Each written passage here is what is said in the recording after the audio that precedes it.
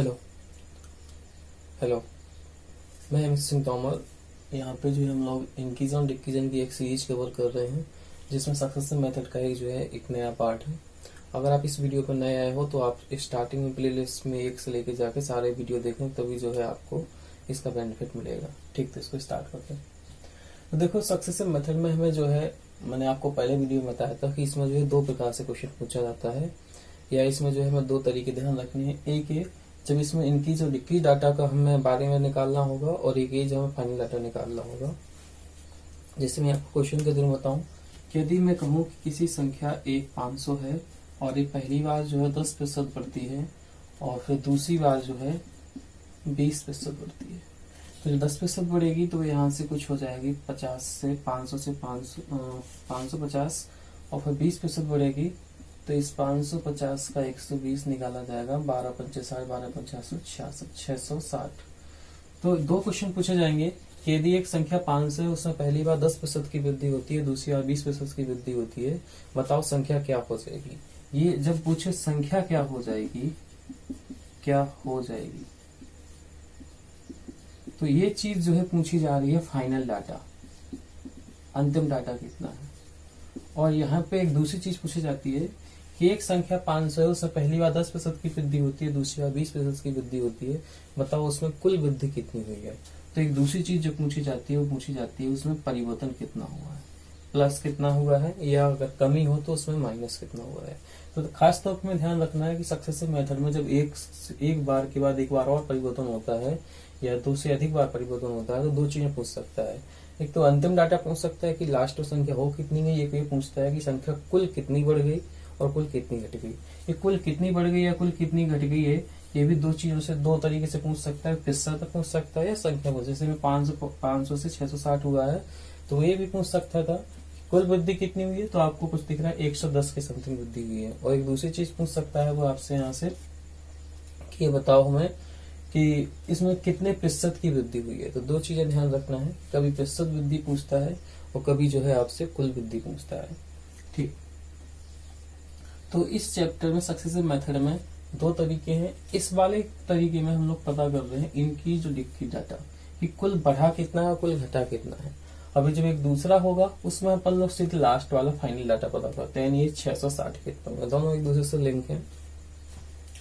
तो जब क्वेश्चन ये पूछा जा रहा है इनकी जो डिक्रीज डाटा बढ़ा कितना है, घटा कितना है, तो आपको ये ध्यान रखना है इसमें कई तरीके से अलग अलग तरीके से क्वेश्चन लगेगा। जब आपके बाद दो बार डाटा बढ़ता है या दो बार परिवर्तन होता है तो हम कुछ और लगा रहे होंगे। जब 3 बार परिवर्तन होगा तो हम कुछ और लगाएंगे, अगर 4 बार परिवर्तन होगा तो हम जो है कुछ और लगाएंगे। तो फिलहाल क्वेश्चन था 500 में 10% जोड़ा फिर 20% जोड़ा कितना हो गया। तो एक तरीका तो ये था कि 500 से पहले 110 निकाल लें तो ये बना, फिर उसका जो है 120 निकालना, ये बन जाएगा। और एक तरीका होगा कि आप जो है अगर इस तरीके को फॉलो करें a plus B plus minus A B बटे 100, तो ये जो टर्म क्या करता है, अगर कोई एक ओरिजिनल नंबर जो है वो 2 या 2 से अधिक बार बढ़ जाए, एक बार में 2 बार को बताता है, तो आपको जो है टोटल वृद्धि कितनी हुई ये पता चल जाएगा। जैसे यहाँ पे लिखा है ए का मान 10%, क्योंकि एक बार 10% बढ़ा, और फिर बी का मान 20% बढ़ा है, तो यहाँ पे जो मान आएगा आपका 10 प्लस 20 प्लस 10 गुणे 20 बटे 100, 30 और एक कट जाएगा 2 दिन, टोटल कितनी वृद्धि हो गई 32% की। तो अगर कोई संख्या पहले 10% और 20% बढ़े तो उसमें कुल वृद्धि कितनी हो जाएगी 32% की। ठीक तो जब दो बार डाटा चेंज होता है तो हम इस तरीके को यूज करते हैं, जिसमें अगर जो है हम ए और बी का मान निकाल रखने के बाद जो है टोटल कितना बढ़ा है पता कर लेते हैं। अगर जो है हम लोग फाइनल डाटा निकाल लें, यहाँ से 500 से 660 निकाल लें और फिर हम पता करें कितने प्रतिशत बढ़ा है, तो पहले हम घटाएंगे कितना बचा, 110 बढ़ा हुआ है कितने पे, 500 पे।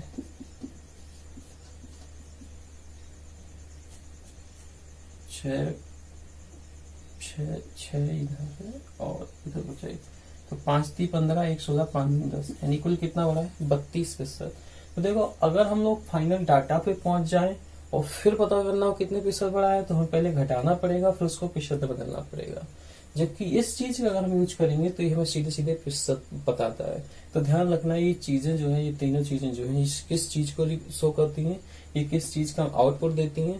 तो ये जो चीज है ये जो a प्लस बी बटे 100 या ये जो दोनों जो ये लिखी हुई है, ये जो है जब आपका इनके थ्रू जो आंसर आता है तो उसमें हमें डायरेक्ट ही पता चलता है कि संख्या बढ़ कितनी गई है, घट कितनी गई है। यानी आपको डायरेक्ट जो है इनकी जो डिक्की डाटा पता चल जाता है। अगर इन केस आपको जो है फाइनल डाटा पता करना होगा तो आपने ये तरीका लगाया होगा 500 100 प्लस 10 तो कितना हो गया 110 बटे 100, फिर कितना बढ़ गया 20 तो 120 बटे 100। ये जो अब आपको सॉल्व करोगे तो आप लास्ट में सीधे सीधे 660 पे पहुंच जाओगे। तो ध्यान रखना कि सक्सेसिव मेथड में इस तरीके को लगाने पे जो हमें आउटपुट मिलता है वो हमारा लास्ट संख्या मिलती है, और इन तरीकों को जब हम लगाते हैं a प्लस बी वाले तरीकों को तो हमें आउटपुट मिलता है इनकी जो डिक्की डाटा के रूप में। हालांकि हम लोग वापस आ सकते हैं, अगर इस तरीके को लगा रहे हैं इसको तो लास्ट पे पहुंचने पे हम घटाने के बाद घटा देंगे, उसके बाद फिर इसको प्रतिशत में बदल सकते हैं तो भी हमें परसेंटेज पता चल जाता है कितना बड़ा हुआ है।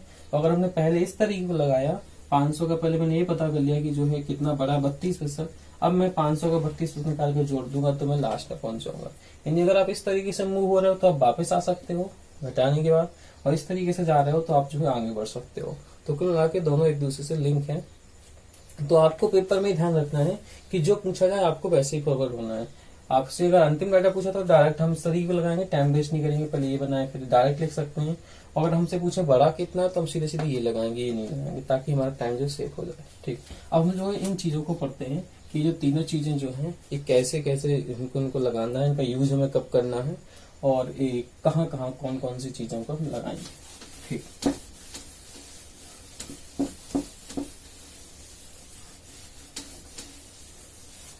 तो अभी हमने इतना पता किया कि दो तरीके से क्वेश्चन होता है, फाइनल डाटा और बढ़ा कितना है। जब बढ़ा पूछे तो उनको हम अलग तरीके से लगाएंगे, जब केवल वहीं तक जाएंगे जिसमें मुझे बड़ा निकालना हो। जब फाइनल पूछे तो हम फाइनल तक जाएंगे। तो आप ध्यान रखना क्या पूछा जा रहा है। ठीक, अब देखो इन चीजों का यूज करते थे हम लोग, तीनों चीजों का यूज, इनका यूज किया जाता है जब आपसे ये पूछना हो, जब आपको ये निकालना हो कि डाटा बढ़ा कितना है या डाटा घटा कितना, तो इसका यूज करते हैं। अब इसका यूज जब करते हैं, तीन चीजें लिखी है, तीनों का यूज उसी में है। लेकिन जब ये आप प्रयोग करोगे तब ये आपको ध्यान रखना है कि जब आपका कोई भी ओरिजिनल नंबर जो है 2 बार बढ़ जाए, एक बार बढ़ जाए उसके बाद एक बार और बढ़ जाए, या 2 बार घट जाए लगातार, या एक बार बढ़े एक बार घटे, यानी 2 बार में जब कोई 2 टर्म्स में परिवर्तन हो रहा है तो हम लोग इसको लेते हैं a प्लस बी AP बटे 100 को। चलो एग्जाम्पल लेते हैं। जैसे अगर कोई संख्या पहली बार 20% बढ़ती है, फिर दूसरी बार 30% बढ़ती है, बताओ उसमें कुल वृद्धि कितनी होगी। तो हम इस तरीके को यूज करेंगे और सीधे सीधे निकालेंगे। a का मान 20 प्लस में है, यहाँ पे विद साइन रखना है, b का मान प्लस में है, यहाँ पे दोनों प्लस में, इसलिए ध्यान रखना यहाँ पे वो साइन आएगा जो इन दोनों का आउटपुट होगा। दोनों मल्टीप्लाई होना है, अगर दोनों प्लस के होंगे तो प्लस होंगे, दोनों माइनस के होंगे तो भी प्लस हो जाएगा। 1 प्लस 1 माइनस है तो आपके यहाँ पे माइनस हो जाएगा। फिर 20 गुणे 30 बटे 100, ये 50 हो जाएगा, ये 3 दूनी 6, 56% की टोटल जो है वृद्धि हो जाएगी। अगर एक बार 20% वृद्धि होती है तो 30% वृद्धि होती है, तो कुल वृद्धि कितनी हो जाएगी 56%। यहाँ पे एक इंपॉर्टेंट बात याद रखना, ये जो वृद्धि है ये ओरिजिनल संख्या पर डिपेंड नहीं होती है। अगर ओरिजिनल संख्या 600 है तब भी 56% की वृद्धि होगी, यहाँ पे 800 है तब भी 56% की वृद्धि होती है, क्योंकि हमारा जो है ये 600 इन फॉर्मूले में कहीं आता ही नहीं है। हाँ, अगर 600 का 56% निकालोगे तो कुछ आएगा, 500 का 56% निकालोगे तो कुछ और आएगा, लेकिन वृद्धि अगर इतनी की जाए और फिर 30 की जाए तो आपकी होनी वृद्धि 56% की है। चलो नेगेटिव कैसे इसे यूज करेंगे। मान लीजिए फॉर एग्जाम्पल पहली बार जो है किसी संख्या 20% की कमी होती है, फिर उसमें 10% की वृद्धि होती है, तो कैसे लगाएंगे इसे। माइनस का 20 प्लस का 10, एक प्लस है एक माइनस है तो माइनस हो जाएगा। 20 गुणे 10 बटे 100, ये माइनस का 10 बच्चा, ये माइनस का 2 बच्चा, माइनस के 12% जो है उसमें कमी हो जाएगी। अगर पहली बार 20 की कमी होती है तो 10 की कमी होती है। एक दोनों नेगेटिव का समझ लेते हैं। एक संख्या पहली बार जो है 10% घटती है तो दूसरी बार 30% घटती है, बताओ उसमें कुल कमी कितनी होगी। दोनों नेगेटिव है तो ए का मान नेगेटिव हो गया, बी का मान नेगेटिव हो गया, दोनों साइन एक जैसे हैं, यानी यहाँ पे मल्टीप्लाई होगा तो प्लस का साइन बनेगा। तो 10 गुणे 30 बटे 100 माइनस के 40, और यहाँ पे 3 एकम 3, तो कुल माइनस के 43% की जो है कमी होगी। तो जब 2 बार परिवर्तन हो, चाहे वो प्लस के रूप में हो, 1 प्लस 1 माइनस हो, या माइनस के रूप में है, हम 2 बार अगर कोई चीज में परिवर्तन होता है तो हम लोग जो है इस तरीके को फॉलो करेंगे। हालांकि ये देता क्या है ना, ध्यान रखना है, ये मुझे प्रतिशत परिवर्तन बताएगा कि कितने प्रतिशत परिवर्तन हुआ है उसमें। अब अगर क्वेश्चन जो है 2 टर्म्स बना के जो है हमारे पास 2 से अधिक टर्म्स में आ रहा है, 3 टर्म्स में आ रहा है, तो हम क्या करेंगे, जैसे क्वेश्चन लिखा हुआ है कि पहली बार संख्या 10% बढ़ती है, फिर 20% बढ़ती है और फिर 30% घट जाती है। बताओ उसमें कुल कितने परिवर्तन होगा। तो हम क्या करेंगे, तो सबसे पहले क्या करना, आप दो टर्म्स को उठा के पहले क्वेश्चन सॉल्व करना, उसका जो आंसर है उसके साथ तीसरे को सॉल्व करना। हम यूज इसी का करेंगे। तो +10, ए का मान +10 में है, बी का मान भी प्लस में है, तो +10 गुणे 20/100, 30 और 2 एकम 2, यानी 32% की वृद्धि होगी इतने से। अब ये हमारे लिए जो है ए का काम करेगा, ये हमारा बी हो जाएगा। तो ए 32% -30 प्लस यहाँ पे एक प्लस एक माइनस है तो माइनस हो जाएगा 32 गुणे 30/100। ये 2 बचेगा, एक दिन निकल जाएगी यहाँ पे, 3 दूनी 6, 3 तिरका 9, 3 दूनी 6, 3 तिरका 9/10, 9.6। तो 2 में से 9.6 जाएगा तो बचेगा आपका कितना, 7.6। तो इतने प्रतिशत की जो है इसमें क्या हो जाएगी, कमी हो जाएगी। अगर पहले 10 बढ़ी फिर 20 बढ़ती है, फिर उसमें से 30 घटा दिया जाता है।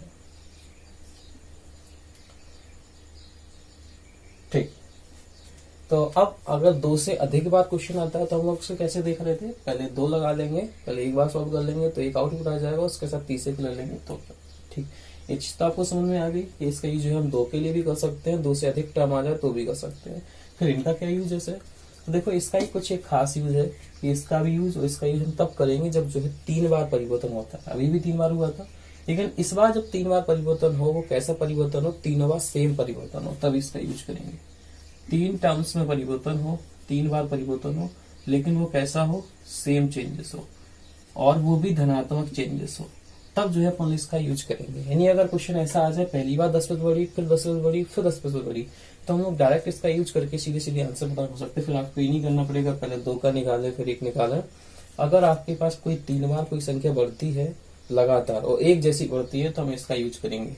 जैसे आपको क्वेश्चन बताए हम, यदि कोई एक संख्या जो है लगातार उसमें जो है 5% की वृद्धि होती है, 5% की 3 बार वृद्धि होती है, और मैं कुछ बताओ टोटल कितनी बढ़ गई। तो इसको लगाने में थोड़ा टाइम वेस्ट होगा, पहले 2 बार करना पड़ेगा तो इसके साथ करना पड़ेगा। बेटर होगा हम इस तरीके को यूज करें। तो ये हमारा क्या आउटपुट देता है, सीधे सीधे बढ़ी कितनी वो बता देता है। जैसे हम लगा के देखें इसको, देखो लगाने का तरीका क्या है, जो ए का मान है ये जो है आपका जो वृद्धि होती है वो बताता है। तो पहले ए क्यू होना है, 55 25 पंच 125, जो भी आता है उसके 2 अंक रखने पड़ते हैं, इसलिए यहाँ पे 2 डैश लेके हुए हैं। तो 55 25 पंच 125 का 25 हासिल कितना हो जाएगा, कैरी 1 हो जाएगा। फिर यहाँ पे 5 का इसका 25 थी 75, कितना हो जाएगा 76। इस बार कैरी कुछ भी नहीं आई, यहाँ दशमलव लिखा हुआ है, और 5 थी 15। तो सीधे सीधे आपको बता देगा कि कुल वृद्धि कितनी है, 15.7625। हम इससे लगा के भी चेक कर सकते हैं। ए प्लस बी से लगाएंगे तो देखो 5 + 5 + 5 गुणे 5/100, तो ये 10 + 55 25.25, तो 10.25 ये हो जाएगा ए का मान। और फिर इसके साथ फिर बी को लेंगे तो +5 + 10.25 गुणे 5/100, ये 15.25, और प्लस ये हमारा 55 25 15 2 12 5 एकम 5, 55 25 15 2 12 5 एकम 5, यहाँ पे था 10 100 का भाग दिया जाएगा तो यहाँ आ जाएगा, ये जोड़ देंगे इसमें तो 5 2 5 और 1 6 5 और 2 7 15.7625। टाइम काफी लग गया, लेकिन अगर इस तरीके को लगाएंगे तो जल्दी क्वेश्चन लग जाएगा। लेकिन इसका ध्यान रखना यूज कुछ कंडीशंस पे ही है।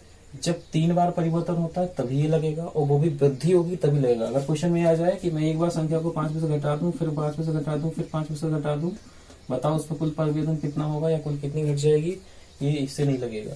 ये चीज और ये चीज जो है हमेशा धनात्मक चीज को बताती है। टोटल बढ़ी कितनी भी चीज को है, ये 3 बार अगर कोई चीज बढ़ती है तो बता देता है, ये अगर कोई चीज 4 बार बढ़ती है तो बता देता है। तो हम लोग इसका यूज, हालांकि हर बार हम इसी का यूज कर रहे थे, लेकिन थोड़ा सा अगर कुछ इस तरीके से क्वेश्चन आ जाए तो हम लोग इसका यूज करके उसका यूज करके निकल जाएंगे आराम से।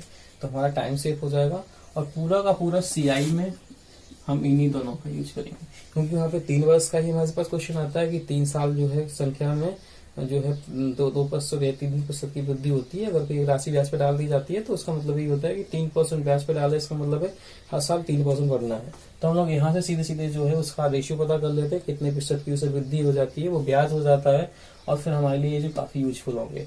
तो इन दोनों चीजों का बहुत ज्यादा हम यूज करने वाले हैं सीआई के लिए। तो ध्यान रखना कि ये जब वृद्धि होती है तब इसको यूज करेंगे ना, इसको यूज करेंगे। चलिए मैं एक तो क्वेश्चन और आपको यहाँ पे बता दूं।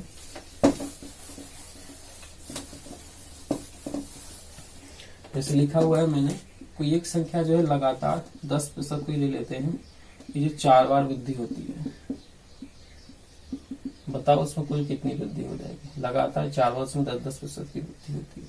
इसको यूज करेंगे काफी समय लग जाएगा। पहले 2 को करेंगे, 21 आएगा, 21 के साथ 10 को करेंगे, फिर कुछ 33.1 आएगा, फिर उसके साथ 10 को करेंगे। मुझे याद है कि इनका 2 को करते तो 21% आता है, लगा के चेक कर लेना। इसके साथ इसको करते हैं तो आपका 33.1 आता है। और फिर इसके साथ आप 10 को सॉल्व करेंगे तो मैं आपको करके दिखा दूं, प्लस 10 33.1 गुणा 10/100, ये हमारा 43.1 प्लस 1 बिंदी कट जाएगी 3.31, तो ये हमारा 1 3 और 1 4, 3 3 6, ये 46.41% की वृद्धि आएगी। अगर हम डायरेक्ट इस यूज कर लें 4641, इसका कोड होता है 4641 वन मतलब कि फिर डायरेक्ट ए आ जाएगा आपका। तो ये पहले ए होता है, फिर 1 की पावर 2 होता है, फिर 1 की पावर 3 होता है, फिर 1 की पावर 4 होता है। यहाँ पे 3 जो है ये 2 डिजिट में रखना होता है। ए का मान जो वृद्धि होती है 10 की पावर 4, यानी आपका कितना हो जाएगा 10,000। 2 बिंदी लिए हासिल कितने हो जाएंगे उसमें, ये होता है 10,000। 100 कैरी हो गया। 10 का क्यू 1000, 1000 चौके कितना हो जाएगा 4000, 4000 में जोड़ेंगे तो 4100 आएगा। 00 लिखेंगे, हासिल कितने हो जाएंगे 41। 10 का स्क्वायर 100 हो जाएगा, 100 चौके 600, 600 में 41 जुड़ेंगे, 641 हो, कैरी हो जाएंगे 6। 10 चौके 40 से 6 46, तो 46.41% जो वृद्धि यहाँ से आ रही है वही यहाँ से आ रही है। इसमें थोड़ा टाइम लगेगा, ये जल्दी निकल जाता है, बस ध्यान रखना प्लस के लिए रखना है। अगर क्वेश्चन कहते हैं 10% घटा, 10% घटा, 10% घटा, फिर 10% घटा, बताओ कितना घटा, इनका यूज नहीं होगा, हमें जो है इसी को यूज करना पड़ेगा। तो ये एक अच्छा तरीका है जिसमें जो है अपन लोग सीधे सीधे 2 टर्म्स का या 2 से अधिक बार अगर सेम वृद्धि हो तो भी लगा देता है, या अलग अलग वृद्धि हो तो भी लगा। क्वेश्चन इसको लगा तो भी इससे लग जाएगा, सेम पे भी लग जाएगा और डिफरेंट पे भी लग जाएगा, लेकिन ये चीज जो है वो खाली सेम पे लगती है, वृद्धि वाली। ठीक, जो पहले स्टार्टिंग में बोला था एक बार उसको फिर से रिपीट करूं। सक्सेसिव मेथड में 2 क्वेश्चन पूछेगा, एक तो बढ़ा कितना है और एक हो कितना गया है। इसी क्वेश्चन में एक संख्या पहले 10%, फिर 10%, फिर 10%, फिर 10%, 4 बार बढ़ी, बताओ वो कितनी बढ़ी 46.41%।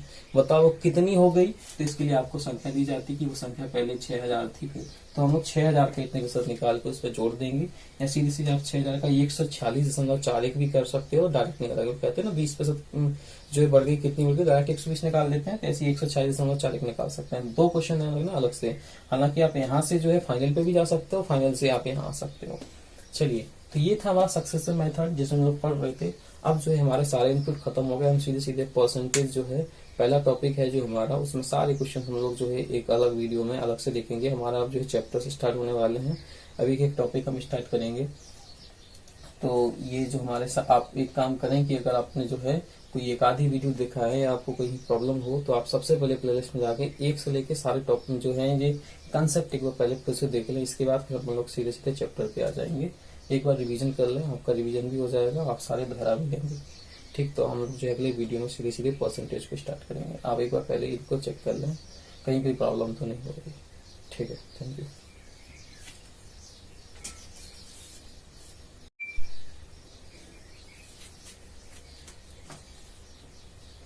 आप जो है टेलीग्राम ग्रुप में जाके जो है मैं इस कंसेप्ट को जो मैंने 6 वीडियो बनाए हुए हैं, तो इस कंसेप्ट पहले आप प्रैक्टिस कर लें। उसके लिए मैं जो है 2-3-4 PDF जो दे देता हूँ, तो उसमें काफी क्वेश्चंस होंगे, उसको पहले प्रैक्टिस कर लें। इसके बाद फिर आप जो है चैप्टर पे आए तो आपको जो है ज्यादा समझ में आएगा। पेशेंस थोड़ा बनाए रखें, क्योंकि जब आपके कंसेप्ट अच्छे से हो जाएंगे इसके बाद आपको चैप्टर पढ़ाया जाए तो ज्यादा अच्छा रहेगा। अब मैं आपको डायरेक्ट चैप्टर पढ़ा देता तो उसमें जो है क्या होगा, आपको समझ में वहां पे मुझे ज्यादा फोकस करना पड़ता है, वो दिक्कत हो जाती है वहां पे समझने में। इसलिए पहले मैं सारे इनपुट खत्म कर लिए और फिर हम लोग सीधे क्वेश्चन पे आ रहे हैं, तो अब अच्छा रहेगा। तो थोड़ा पेशेंस बनाए रखें, ठीक है। हम लोग एक बेहतर तरीके से पढ़ने जा रहे हैं। ओके।